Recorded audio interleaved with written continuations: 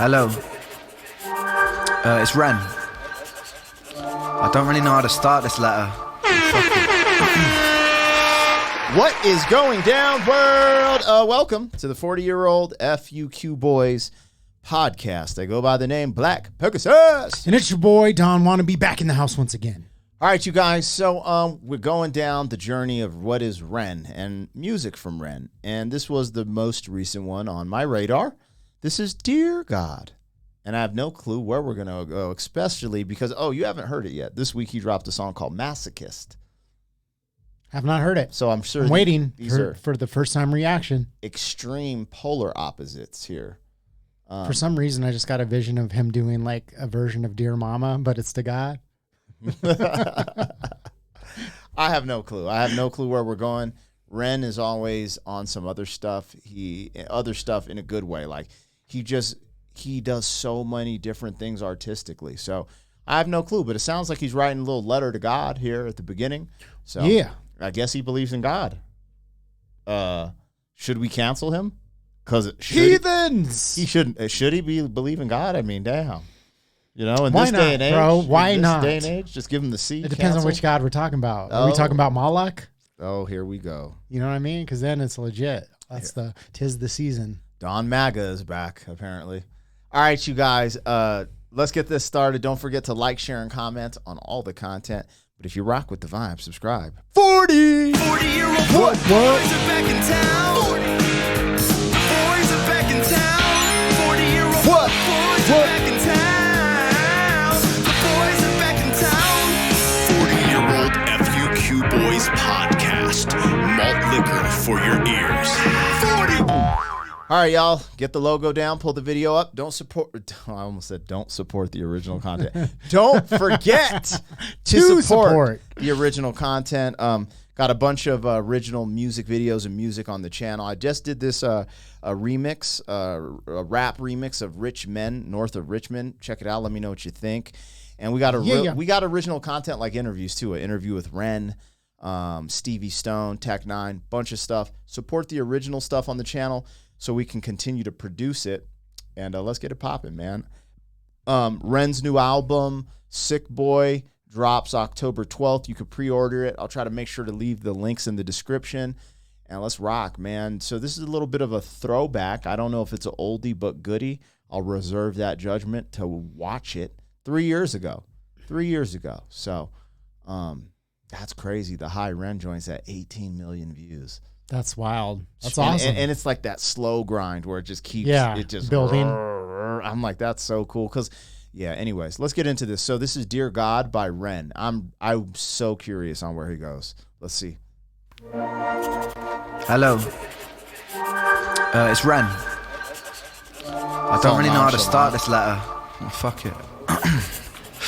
Is this life really what it seems? Cause lately I've been in this place between awake and dreams. I know I only reach out to you when I'm feeling blue. I promise I'm not using you, I'm just confused. I've got some questions I would like some answers to. Like, is there meaning to this state of short existence? My existential thoughts show hope there are, cause I'm resistant to thinking that there won't be something better in the distance. And God, is there an afterlife where pain is non-existent? If you're up there, God, do you sit upon a throne? Or are you a humble soul wearing sandals and tattered clothes? Do you mingle with the people like an equal? Then on Sundays just kick back and chill and put your feet up. Did I really choose this life that I'm living now? Will my sins be forgiven if I speak them out? I won't lie to you, God, if there is a heaven, I really hope I get there, cause for real it sounds like heaven. Reading past the lines, I just let go.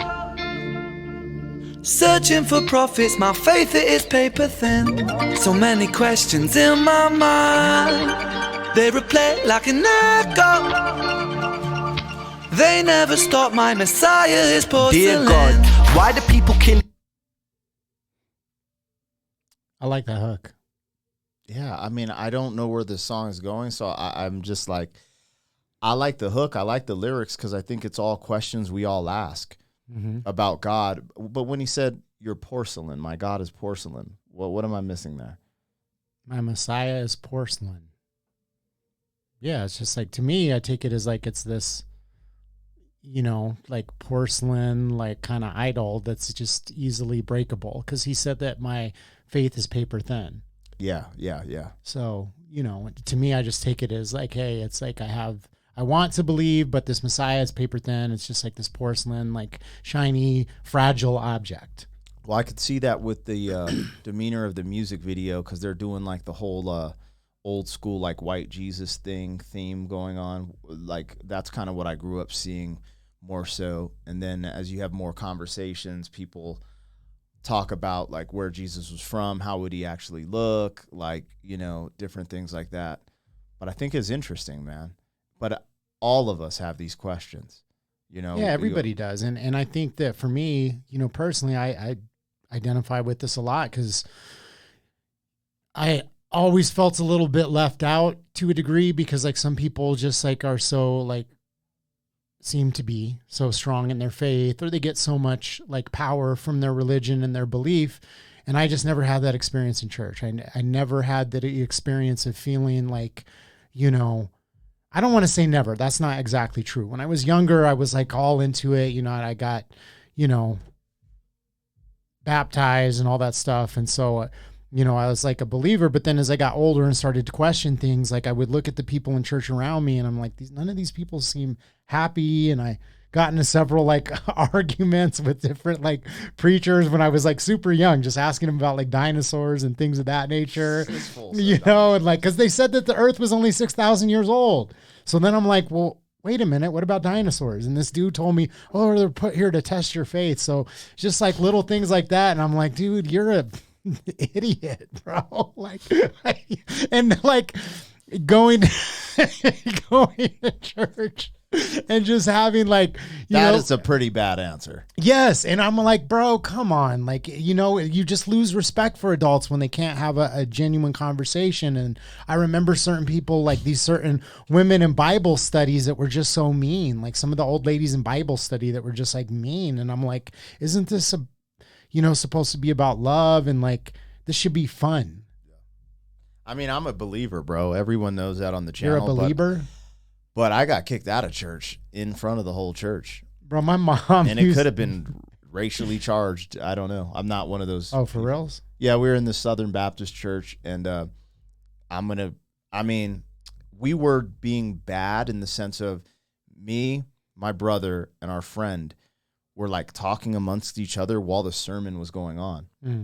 And from the pulpit of the sermon, the pastor was like, I will not allow some thugs to ruin my church.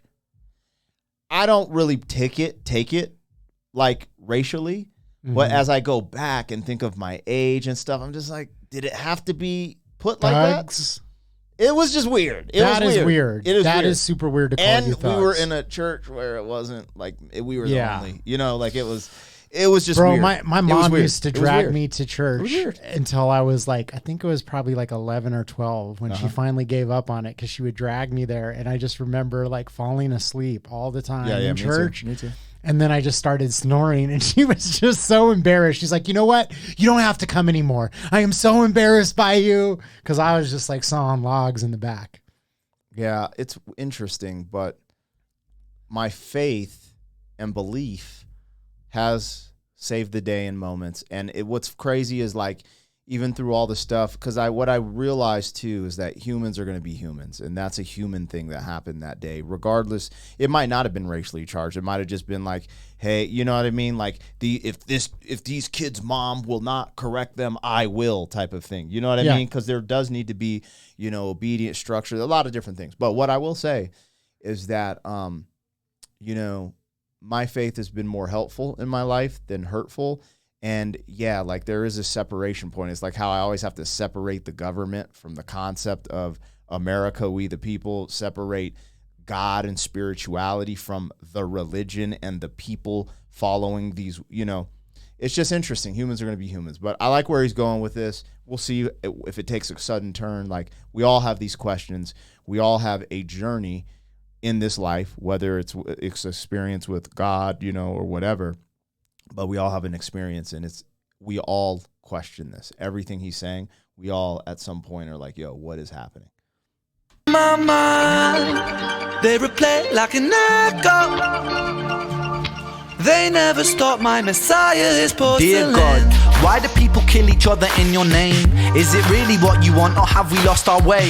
Cause it seems like religion can cause division, or people living in prisons of moral values they're given. What is right and what is wrong? Am I a sinner if I don't comply with everything that Moses said, or is that dumb? And why do people disguise hatred in your name? Homophobia, a history of violent wars and causing pain. High priests in the tower stacking riches, women burnt at the stakes called witches.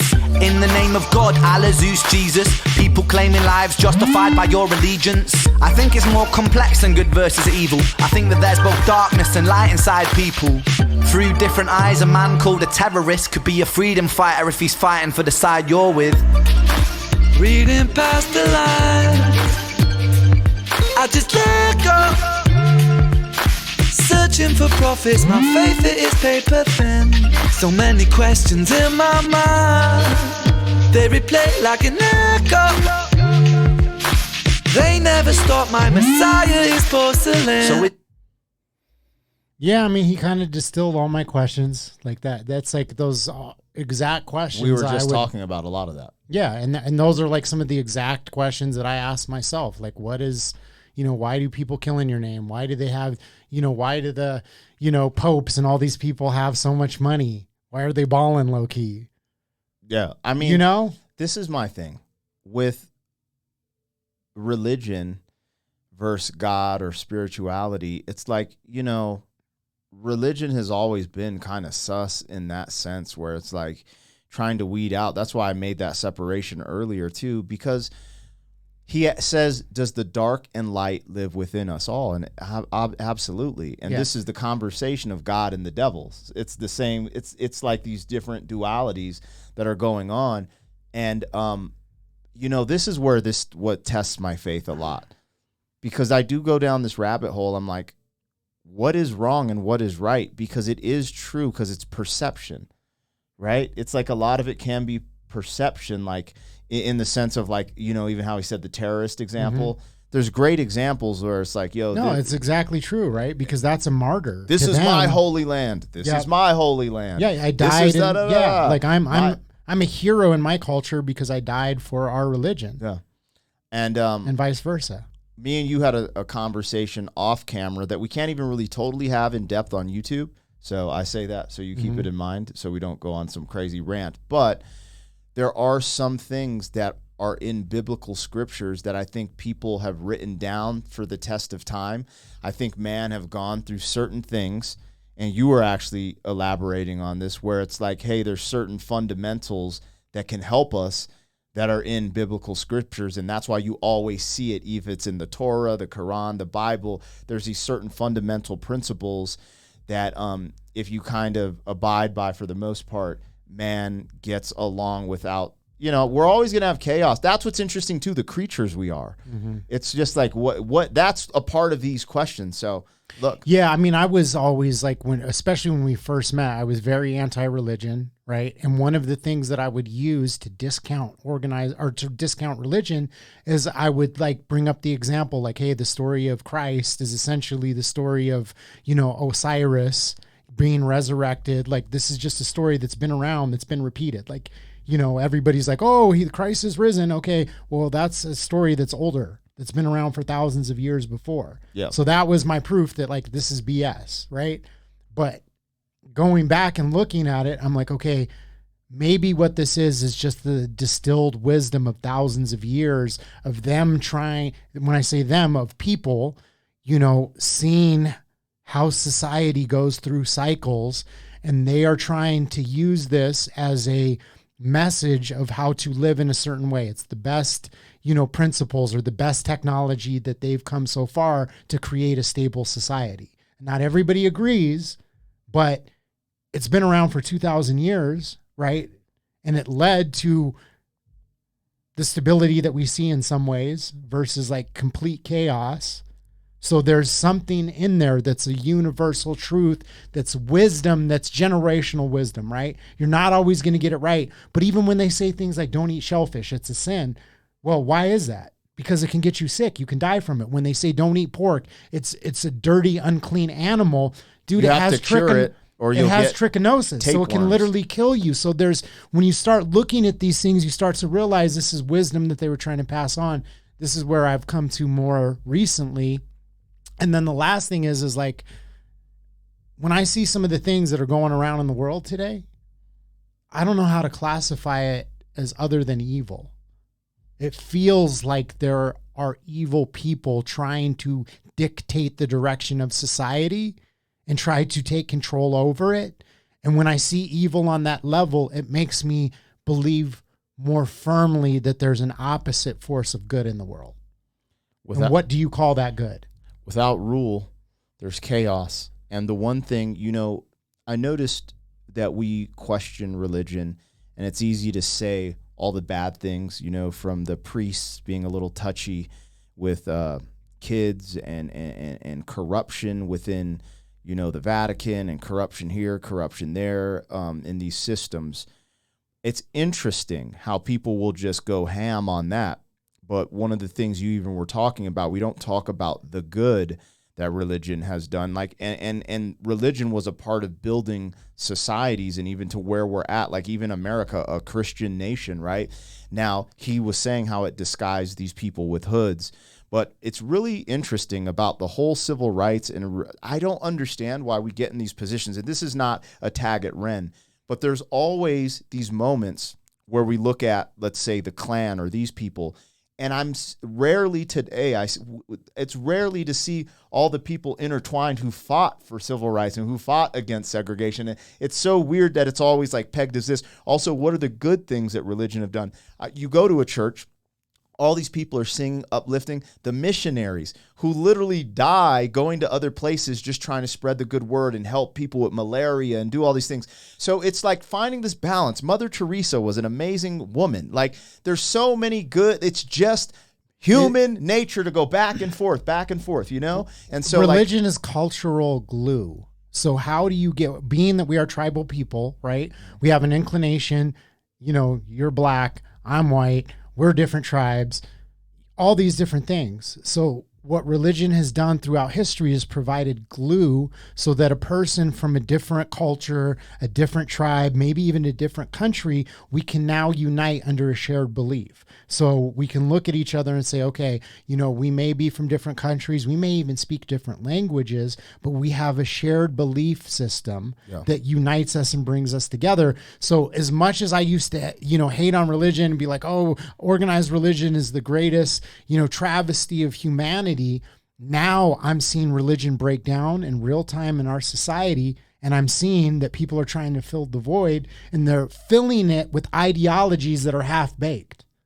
That don't have a strong, firm moral system, that don't have a thought out way of living, that don't have a, thought out structure for how to organize society. Or they fall short and don't last because they won't coincide with laws of nature, which are laws and not rules, Yeah. So there's a lot there. The one thing you said, though, that camaraderie between Muslims, it is just so beautiful. I've noticed that, like with Christians, there's like, oh, but there's something about like, assalamu alaikum, wa alaikum salam, and just this camaraderie, and sometimes even the way they pray, taking that moment to just be like, there's something greater than me. It's really beautiful, man. It actually really is. But anyways, all right, let's get into this. Making some deep combos here. Stop, my Messiah is porcelain. So is it ignorant to claim that we know what you want? And if I fast for the Sabbath, is that what you want? Or is tradition just superstition, religion, a human vision just crafted out of people's ambition? Listen, I knew a girl that lost a baby before it was born. What's the purpose of that, God? What is it for? Why did my best friends die before I hit 25? Is it because there is something better in the afterlife? God, I've been feeling suicidal lately. Mental health is worsening. It feels like it might break me. If you're watching, you know that I've been strong. But God, how much longer do I have to hold on? Please just give me some solace, so that I know you've got my back. Please just give me some relief. God, is that too much to ask? It's so crazy he said that, because I literally, I've told you guys this. I promise I won't break down today. I'm just not in that vibe today. I'm feeling good.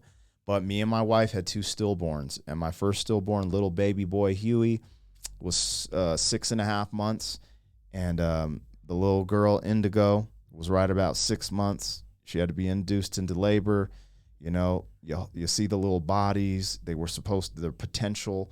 They were supposed to be something, and that's when I gained my faith. That's when I had my come to Jesus moment, because I was like, because I had left my faith, and I was like, just like all these questions. I'm like, yo, religion divides. This is incorrect. Like everyone, you know. And I was just, you know, just like, dude, I'll figure it out. You know, God, you know, if we're made in God's image, I'm going to be fine. Science answers everything, da, da, da, da. And I couldn't find the answers. And this was turmoil because my mom died of cancer, and I watched her tortured to death by the industry of pharmaceuticals and the crazy surgeries. And then fast forward, I start finding out there's other ways to deal with cancer. So my mom dies of cancer. Then I have 2 stillborn births, and I was just like, dude, I'm done. I'm tapped out. Mm-hmm. There's nothing for me. God didn't have the answer. And one day I just remember I dropped to my knees and prayed, and I was just like, I don't know what's going on. I don't even know your name. Like, that's what's funny. All I have is tradition. I know God as like Jesus Christ, right? And I'm okay with tradition, because tradition doesn't always have to be your enemy. But I sat and I prayed. I was like, dude, I don't know your name. I don't know if you're Jesus, Allah, God. I honestly don't know, but this is how I was raised. And I know if I pray to you, I feel like I know there's something greater than myself. And I just hope you look upon me. I don't know what's next in my life. I don't know what's there for me. And I mean, fast forward and we have my daughter, and I'm not going to say, you know, I don't know, you know, there was a lot of medical intervention to have my daughter. Yeah. You know? So do you say, hey, God helped you get through this? Like what? But in that moment, having something and someone to talk to and actually feel like, you know, that was all I had. That's all I had. I didn't have the homies like, bro, my mom. I didn't have my wife because she was going through she had mad complications, had to get blood transfusions, all types of shit. I didn't have nothing else.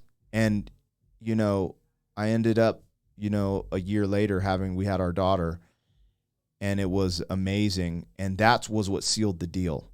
Okay.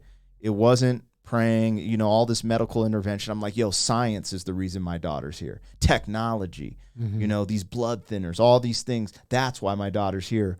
But the moment my daughter was born and I heard her crying, whoo, now that'll make me tear up, you guys, because I'll never be able to explain that feeling. I cried for 24 hours, like just tears. I just was like, I created you. You have DNA like me. This is crazy. And that's when I was like, God is real. Everything is by design.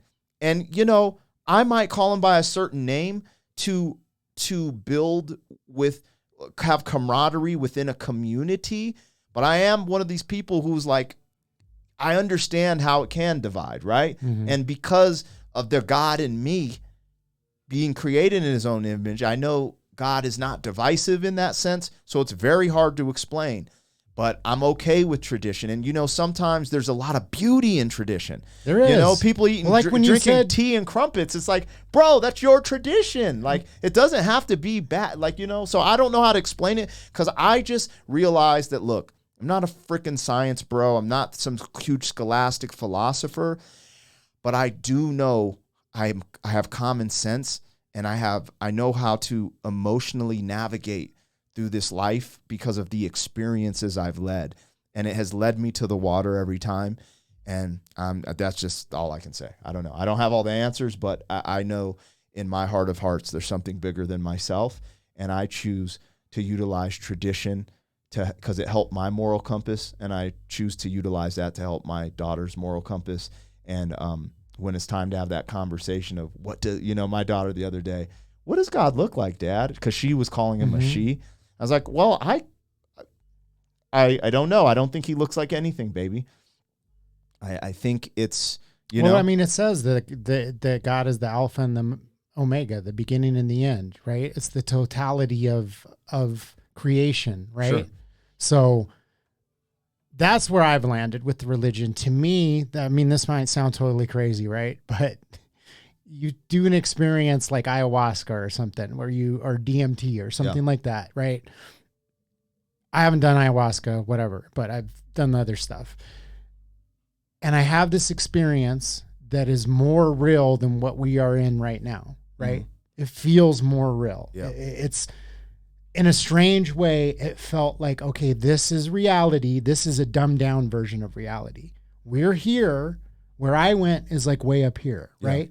Then I come back and I try to describe it to you. And even what I'm saying right now, there's no way that I can put into words that experience. All I could do is be like, here, do that.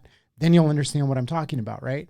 So when I think about God, you know, that is a level that's even far beyond that. Yeah. So everything that we are doing with religion is an attempt to explain the unexplainable. And that's where I get a little hung up, because I'm like, okay, when you as a man are trying to use words to describe the Almighty and saying that, no, this is, you know, the truth. It's like, dude, it's like trying, you know, to describe what the pyramids look like using an Etch-a-Sketch. You know, it's like, dude, you're just not going to hit it. You know what I mean? Like, you're just not going to be able to do it. I give you a box of crayons and I'm like, hey, I need you to explain, you know, how the world was created. And that's what people will kind of think you're crazy or a madman, because that's where I'm like, well, that's where the faith comes in, because I can't explain these things. I don't have the answers, and I'll listen to science and, you know, make sense of things. But I'll tell you, like, as simple as it is, they're like, oh, well, you know, the sperm goes into the what the hell am I thinking? I'm about to say embryo, the ovary, right? The concept of creation. There is a scientific breakdown of how it all happens. And, you know, we learn these things. The sperm swims to the egg, you know, these things happen. What is that called? The placenta, the this, the that. But it's when my daughter cried, it's just more than that. It's, bro, I created a human being. What the, you know what I'm saying? Yeah. So it's just like, that's where I was like, dude, I know the answers, right? Like I get it. Like, you know, we all have the sex ed classes, and like you can, that's why I was trying to give that diaphragm. Why I'm thinking of tadpoles. I'm like, the sperm swims to the egg and da-da-da-da. You know what I mean?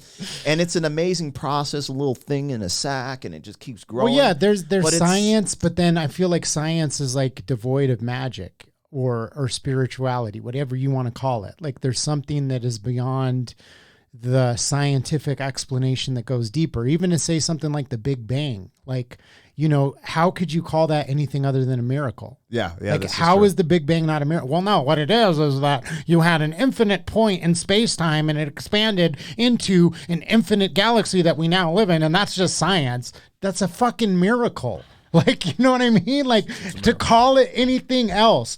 So an infinite dense point of nothing transformed into everything. Like, I just stop sometimes and I'll just take a second and I'll look around and I'll think, what the fuck, dude?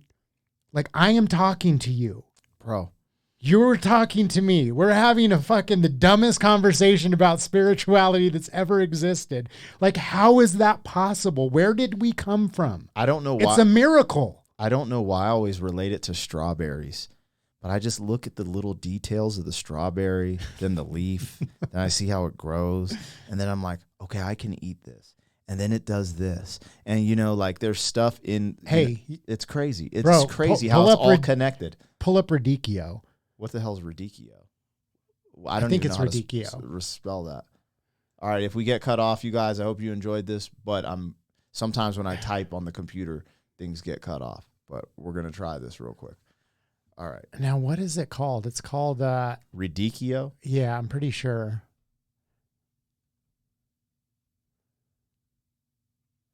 Is that it? No, not radicchio. What is it? It's like a relative to broccoli.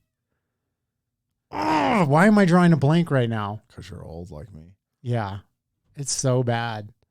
And I barely slept last night.